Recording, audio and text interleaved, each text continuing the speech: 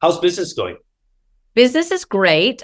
We are seeing a really active spring market. And typically our spring market starts, February 15th to March 1st, somewhere in there, because we have really good weather. Yep. And usually the cold is gone at that point. But it started really early this year. So I think the stabilization of interest rates has really brought a lot of people off the sidelines. Now tell everyone where your market is.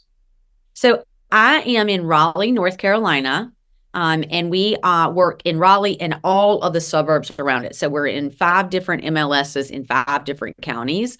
So our team has a really, really strong reach in this area. And then we've got partners all across the world, just like yourself. And you're with which brokerage? We're with Compass. And you've been with Mm. Compass for a while? I've been with Compass since April of 2021. I was actually the first founder in all of North Carolina. So it's part of kind of the upstart of Compass here, and really have enjoyed building the brand. I really like Compass a lot. I think they give us a lot of tools that we need to really help the customer experience level up and to help us with technology, whereas we feel like we're a touch, high tech, very relationship driven company. And so our brand aligns very well with Compass. You're in 5 MLSs. How do you Mhm. manage that? It's very difficult. We have transaction coordinators that I can't tell you that I know how to log into all of them. Um, but we need them because we have new construction developments all over. And new construction right now in an urban setting like ours, land prices are so high. So in order to be able to get first time home buyer houses, starter homes, you have to go out to the fringes, and our fringes just keep expanding. And so where it used to be just Wake County, now it's Wake, Johnston, Franklin, Chatham, you name it. We're kind of expanding out into that suburban sprawl. And does that force you to open offices in each of those No. locations? Okay. No, we are one office centrally located in Raleigh, which is great for us and our team. And then sometimes we have people sitting on site in some of the new construction neighborhoods. And so we'll set up like a sales center there, but it's not a formal office. Okay. And how many agents are on your team? So we have 18 agents on our team right now, and we have agents that specialize in anything from first-time home buyers all the way up to, the luxury price points. We are a very tight-knit team. We actually have 9 admin staff that help support us. So what we really are passionate about is creating a predictable customer experience and really helping our agents to do that. So we have transaction coordinators, marketing directors, videographers, all of the components that will help our agents be more successful. So we're about 30 altogether. Okay. And how long have you been in the business? I've been in the business since 2000. I got into real estate right out of college. I actually was a finance major, and I did an internship in New York with Oppenheimer. And back then you had to cold call out of the phone book, and it was a very male dominated world. And I just said, if I ever get out of here, I am never going to be an investment banker. This is not what I thought it was going to be. And I had some friends who were on-site agents in Hilton Head. And so I kind of opened my eyes to real estate and how that worked. And so I went and got my real estate license and sat on site for 12 years in different neighborhoods, whether it was national builders, local builders, custom developers, sales centers that marketed multiple builders' homes. So it's been a fun ride. In 2016, I started general brokerage. So that's really kind of where the Coley group began. Like, it was Gretchen Coley Properties prior to that. And that's kind of, we've grown all the business that we have since really 2016, and leveraging, my network of builders, developers, and being able to build it in that new construction piece into a really diverse resale business. So you actually got started in new construction Mhm. development. Yeah. Yeah. That's where you learn to sell. Wow, that's Yeah. I've done it the opposite. So I started in resales and built out the development department inside Ball like 4 to 5 years ago. And so how in your mind is it different selling new construction to resales? Well, it's funny that you say that, and I'm definitely going to answer that question, but it's pretty remarkable that you could build a business like you have without having been in new construction. Because typically the people that build out new construction marketing groups build them out because they have that level of expertise, because it is very different. So in new construction, it's a little it's an easier way to get started, right? Like if you're in a neighborhood where you've got builders that are putting houses in the ground, you can earn a consistent income pretty quickly, and you don't have to do all the stuff like lead gen and all of that. You got to do some networking, but you really learn how to qualify, and you learn how to understand exactly what someone's needs are and put them in front of houses that fit those exactly. Because if they're looking in your neighborhood, you only have the opportunity to sell them in that neighborhood. So once they're gone, they're gone. So you sharpen your skills really, really quickly to learn to identify needs, wants, and desires, and figure out exactly how to position them into a house that's going to fit for their needs. You don't waste a lot of time.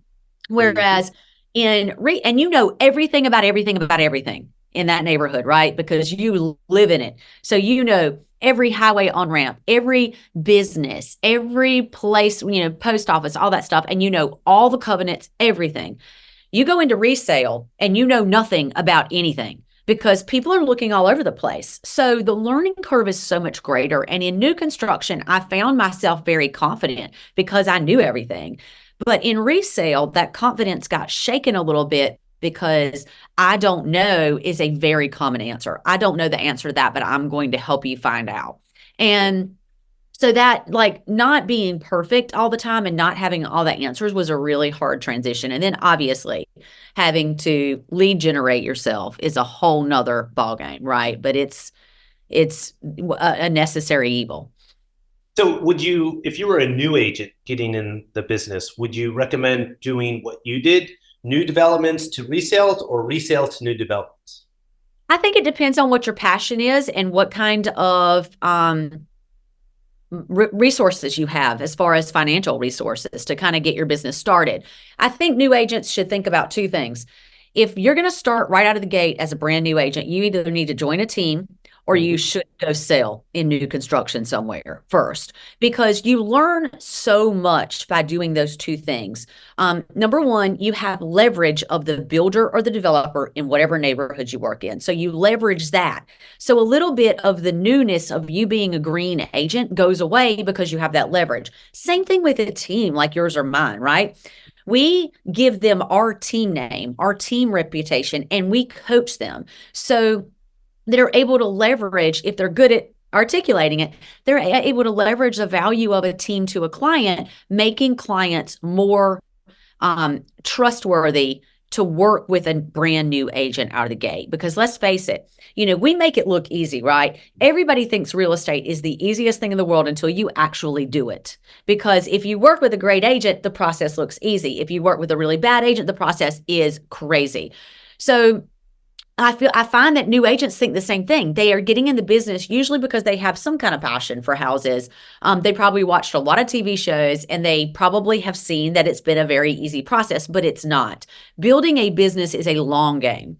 And you're better off to get your skill set and your knowledge set to be equal when you're starting out, because you're going to go so much faster, and you're better off to take those couple of years and work with somebody who's willing to teach you and willing to help you than to start it on your own. Because the people who work with a team or go into new construction, they get a much faster start. Would you agree with that? No, I agree 100%. So even though, say 5 years ago, when we weren't working with developers, we had the CRM, we were lead generating at a high level. So we were giving business to our new agents. And in that process, they were learning, and it was resales, but we still had other developments that were new construction that we didn't represent. So they were forced to learn that new inventory, like if you were assigned to a new construction development. And that's exactly the way it is on our team too, Nick. Like they learn those neighborhoods really well. And they get a jump start for that. How do you, I just can't imagine, like in terms of a radius, where your office is, how far are you going out? From our office, it's typically between, 0 miles, maybe to about 30. 30 to 40 miles. I don't know exactly, but we have agents in all of the markets. So not all of our agents come to the office every day. All of our staff does, but we have some agents who live in Southern Wake County or who live in Johnston County or who live in Chatham County. So they're experts in those areas, and our lead generation systems work, across all the boundaries. And we typically have some kind of new construction that we can leverage in those markets as well. Now, are you originally from North Carolina? I'm from South Carolina. I grew up in a really small town of about 5,000 people called Hartsville, South Carolina. For those of you who know NASCAR out there, Darlington was really close by. And so I didn't realize that there was another sport other than NASCAR and drag racing until I was like 10 years old. Yeah, I'm a redneck through and through. What's the difference between North Carolina and South Carolina? We consider them the Carolinas. South Carolina is a little bit lower country. I feel like North Carolina has a little more rolling hills. We've got a little more of a four seasons climate. South Carolina is a little warmer, great coastal areas. But North Carolina generally has just grown a lot faster than the cities in South Carolina. So Charlotte sits right on the border of North Carolina and South Carolina, and it is a metropolis. Very metropolitan city that draws a lot of people from South Carolina. And there's just not a lot of cities in South Carolina that we would consider like urban areas. All right. And what are the trends in North Carolina? A lot of industries that are established or coming? Yeah, we are one of the top, depending on what study you read, number one or number two fastest growing markets in the country. And even during the last year where things were really unstable, we fared very well as a market. We have a lot of tech industries coming in. We are very pro business. So we've got any kind of company from like a VinFast who's going to be building their cars here, and they're Vietnamese electric car company. We have a lot of biotech, a number of tech startups, and we get a lot of that business because we have Research Triangle Park. North Carolina is a really diverse climate. We've got three really good universities within 20 minutes of each other: NC State, University of North Carolina, and Duke. And those are all very, very high level universities that put out a ton of students here. So per capita in the Triangle area, Durham, Raleigh, and Chapel Hill, we have more PhDs per capita than any other place in the country. So because of those educational institutions, it brings a lot of business that want the research capabilities, whether it's hospitals with UNC and Duke, or the engineering and the tech that's coming out of NC State. You mentioned one of the aspects of your business is luxury. What is luxury in North Carolina? That's a great question. Somebody asked me that yesterday. Luxury is considered the top 5% of the market, which is about $1 million price point. It could be $1.1 million at this point in time, but we consider $1 million and up luxury. One of the things that we strive for on our team is to continue to be able to scale and also keep that luxury piece, because you've probably witnessed a lot of teams, right? Typically you have a great team leader. They might do a lot of luxury business, but when you start to scale the team, that luxury business goes down. Ours has actually gone up. So we're probably one of the top teams in the Triangle that sell over $1 million and above. Even as we have continued to scale our team and grow, we're still known for that. And I think there's been a couple of really key things that have made that possible. Number one, great branding and great marketing and exceptional service, right? But also, it's that we think that luxury is not just about a price point. We give every single buyer or seller the same experience, whether it's a $300,000 house or a $3 million house. They follow the exact same process. They get access to the same marketing tools. We may pull a few different levers at a luxury price point, $1 million and over, than we do at 300, just because you don't have to do all of that. But we still do video for every single listing. And we did all during COVID, when you could sell it in 5 minutes without ever putting it on the market. We still did all the same things. And that has been really good for our brand. Okay. And we're in 2024. I know you're starting your spring season, so it's active. But where do you see the next couple of years for the real estate market in North Carolina?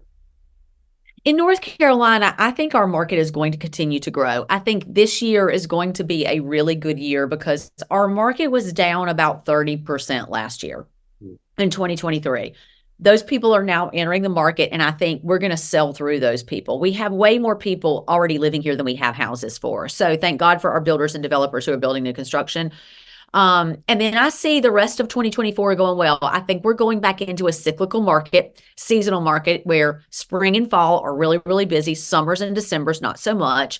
And then I see another expansion in 2025. I mean, I think inflation is a real thing, but in the housing industry, we experienced inflation, and you know this, especially in new construction, before anybody else knew that inflation was happening. We saw it on the ground first and foremost. And I think all of that has settled. People are calm. And I think that that's going to continue through 2025. So do you expect a better 2024 than 2023? Oh, yeah. Yeah. We're already seeing the signs of that. I'm seeing the same, and it's very interesting though. A lot of our sales agents in the market are still like lamenting the fact of where's 2021, where's 2022, and they have to realize that we're in 2024. Stop living in the past. Let's get with it. You know what I said during 2021? I started looking around, and I would see it on my team. Complacency is the killer of your dreams, right? And I saw my staff and my team get very complacent and get to where they didn't feel like they had to do the basics anymore because the business was just everywhere. And, and they were working so hard, and they're making, crazy offers on houses and losing. And they were starting to burn out. So they stopped doing all the things that gave us this opportunity to have this great business. We got complacent. And in early 2021, I called them all to the carpet and I said, listen, you all have never been through a contracting market, but it is coming. This will be the third. Like, you cannot go up like this without going down. We need to prepare ourselves. We need to prepare ourselves that there's legislation coming that is going to essentially have sellers not pay buyer's agents anymore. We got to get so good at our jobs that we can explain our value and communicate that and articulate it. And how we do that is by building relationships, right? That's how we build a business. And so we really dove into that relationship-driven economy, and that has been a great thing for our team, and that has gotten our team out of that complacency vibe. This is a challenge that I find, because I feel the same way that you do. It's a relationship business, and you want to scale, I want to scale, but how do you scale relationships? Well, you scale them by bringing great agents on your team who understand your goals, dreams, and desires, and your expectations, and they stand up and deliver. And if they don't stay here. Yeah. So from a relationship scale, I let all of my clients know that I'm like the doctor. I'm the one that comes in when something's got to get cut, where something needs to be negotiated, like the stuff that I need to take care of, I'm there to take care of. The conversations that I need to have when you want true advice, I'm there. But my team is well trained, and they are prepared to assist me in every other level of the business. And my clients really respond to that very, very well. Like, they like having those additional layers of support, because there's things that they have questions or concerns on that they might not want to bother you with, but there's always someone who can help them. So we've really tried to make our client experience top notch, and we make sure all of our clients know every single person on this team is an exceptional at their job, and their job is this, and here's how here's how that's going to benefit you. And our clients have responded really well to that. Gretchen, I'm in Cabo San Lucas. Yeah. And I might have to come visit you. Yes, you do. You've actually been here, correct? I have, yeah. I love it. And is that very typical that people from the Carolinas are coming to Cabo San Lucas, the Baja, or isn't it like a closer trip to like Cancun or? It is. And it just really depends on what it is that you're trying to do. We like to fish. So we go to Cabo because we really like to fish, and that whole Baja Peninsula is just a little bit different. So I wouldn't say a ton of Raleigh people go there, but there's a great crowd of people that aren't going to go to Cancun. Like, they spent their spring breaks in Cancun, and so they have all those memories. Cabo just feels a little bit more of like a quieter, more luxury vibe. in my opinion. No, that certainly is. And that's it, Gretchen. I mean, this was a wonderful time just conversing with you. I appreciate you taking time out of your busy schedule, connecting with me and my listeners and viewers. Mm-hmm. And if you want to come down and fish, you're more than welcome. I'm definitely going to hit you up because you got some incredible spots down there. And I'd love to maybe tour some of the projects that you have when I come down, because it sounds like you got a lot going on. And I'm really grateful for your time and for inviting me on this podcast. I can't wait to hear it air. All right, Gretchen, thank you very much. And until the next one. Thank you, Nick. Bye for now.